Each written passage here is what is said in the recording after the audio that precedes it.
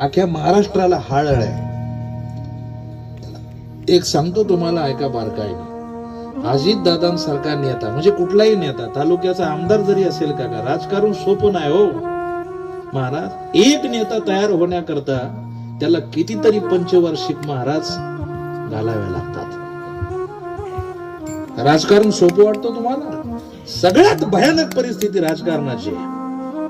एक नेता तयार होण्याकरता महाराज 5-25 वर्ष वायाला जातात. आपला महाराष्ट्र तितक्या पटीनं मागे येतो. माझ्याकडे लक्ष द्या, तितक्या पटीनं मागे येतो महाराज. काळजीपूर्वक आहे का, कुणी असो, विरोधक असो, कसाही असो, पण एकदा माणूस गेला तर मग त्याची किंमत कळते, मग त्याची किंमत जाणवते. कितीतरी माणसं गेलीत महाराज सध्या.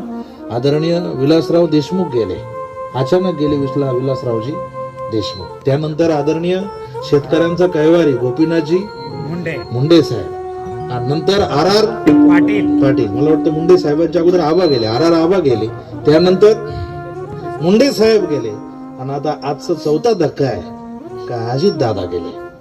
एक सांगू तुम्हाला, महाराष्ट्राचा उपमुख्यमंत्री विमान अपघातामध्ये जाणं एवढी सोपी गोष्ट नाही. दवाखान्यात असणारा माणूस गेला, काय वाटत नाही. माणसं काय म्हणतात, तो आजारी होता. किती पोरांनो, संध्याकाळी विचार सुद्धा नसन केला अजित दादांनी का माझ्या आयुष्यात उद्याचा दिवस हा पाहायला भेटणार नाही. माझी विनंती आहे, प्रवास करताना जपून करत जा.